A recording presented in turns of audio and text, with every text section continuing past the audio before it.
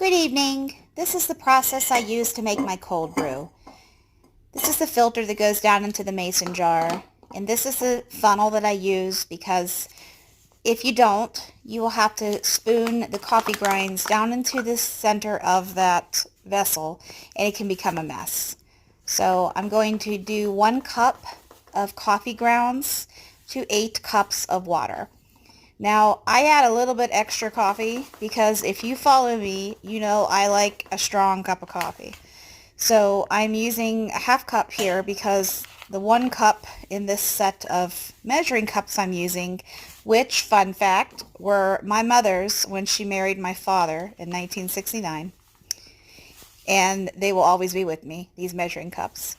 I add a little bit extra in because you know me.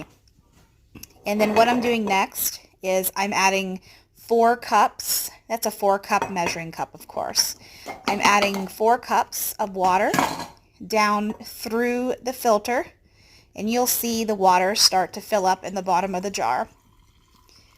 This is a super important step to pour it down into the middle of the coffee, because if you have any sort of air pockets or anything like that in the coffee, I know it sounds crazy, but it can happen.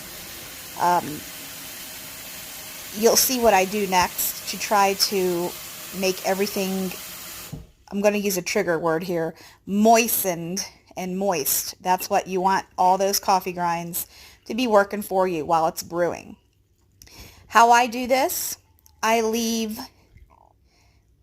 a little bit of room up at the top, but not too much because you want all of those grinds to be saturated with water. So sometimes you have to let just some of that water absorb down in there because it's moistening, there's that word again, it's moistening the grinds. So then it's really important to take, this is just a little, my favorite little mini spatula that I use to stir a lot of things.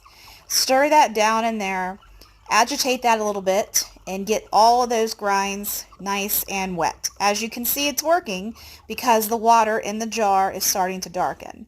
It's nowhere near what it will look like, but just trust the process. There's the lid for it. This cold brew set you can buy on Amazon. They're either, I think they're $29.99. They used to be when I bought this. Who knows how much they went up to now.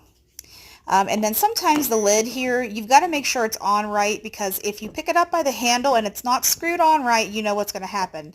And that's a hell of a mess to clean up. So just, I get down eye level with it and make sure it's screwed on.